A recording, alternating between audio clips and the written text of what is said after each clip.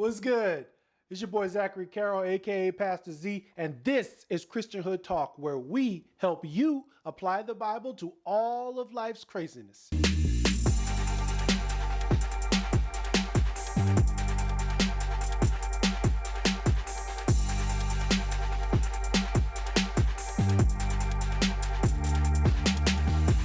If you haven't already, go ahead and click on the link right here for part 1, where I talk about the first step in any biblical alpha man's journey.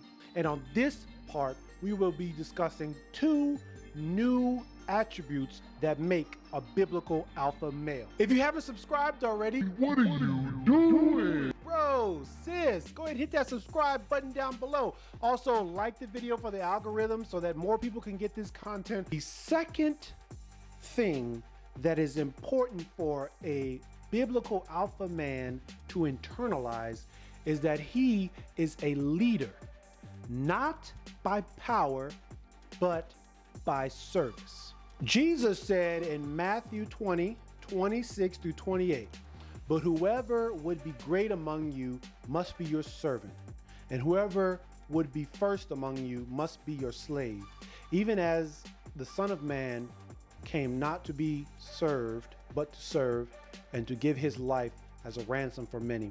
So we have to realize one thing. John 1:9, Jesus is the Word. Jesus is God in the flesh. So God, with all of the power that he has, everything at his disposal, put on human flesh to come down and live amongst us to save us all and bring us back to the Heavenly Father. The most powerful man of all time, the one who conquered death, conquered sin, who conquered sickness, he came down and he came to be a servant. This is our example as men. God did put us here to rule. He gave us the earth in the beginning to subdue it and work it. He gave us our wives to be the head of, to be the leader of, and to direct, and to be that pass-through from God to Jesus to us to our wives. That is the hierarchy of man. If you are not a leader of something, of an organization, of a family, of a group, whatever it is, if you aren't a leader through service, you are not a biblical alpha man. Whatever situation you're in, whatever job you're in, whatever organization you're in, down to the friend group that you're in, make sure that you are taking into account, you are being considerate of everybody around you, and you are making decisions that best serve the entire group, everybody in the group, and not just your own desires. The third attribute of a biblical alpha male is he is in control of self. Emotions, fleshly desires, all these things are the enemy of manliness. These things knock you off your path. They will knock you off your mission. They will distract you from your purpose. So you need to, above all else, make sure that you are always in control of yourself. If you give in to any of your emotions and do something that you know you shouldn't be doing, you know is not aligned with your ultimate purpose, it will destroy you. We all get angry. We all get sad. We all get happy. We all have sexual desires. Every single one of us does. There is no plague that troubles one man that does not trouble all men. So you are not unique in the feelings and the emotions that you feel, but you can set yourself apart from everyone when you choose to control those desires rather than be controlled by those desires.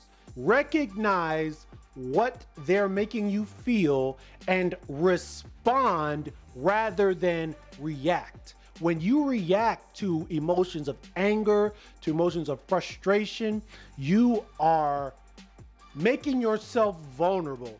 There's an enemy out here that his only purpose is to knock you off your path, to knock you off the journey God has you on so that you don't fulfill it. He is the ultimate liar and the destroyer.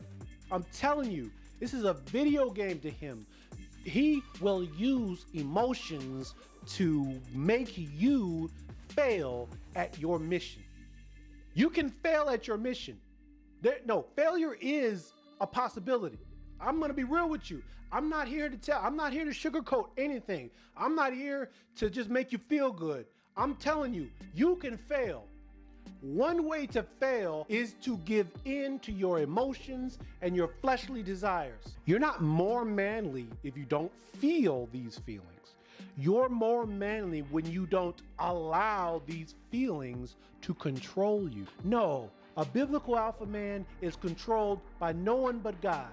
God is the only one at the joystick. God is the only one that can control a biblical alpha man. Proverbs 16:32. Whoever is slow to anger is better than the mighty, and he who rules his spirit than he who takes a city.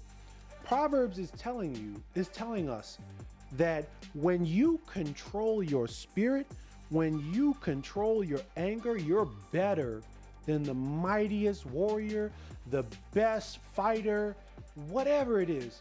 If you think about it, think about any great man, any powerful man that took a huge fall.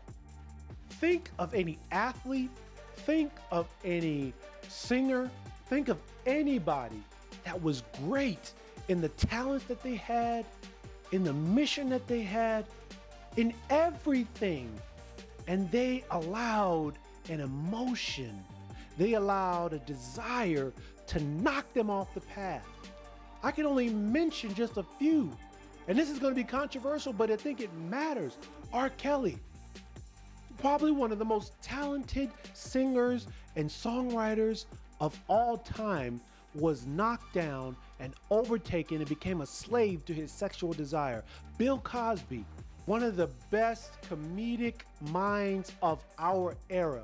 There is no debate that Bill Cosby was sleeping around with a bunch of women. He was a great man that was destroyed by his own desire.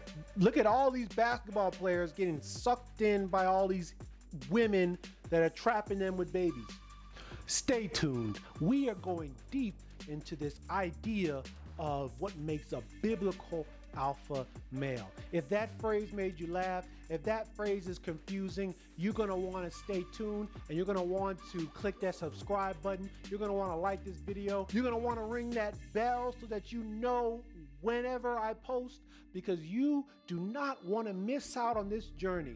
My name is Zachary Carroll, aka Pastor Z. That's all I have for you this week. Y'all be cool.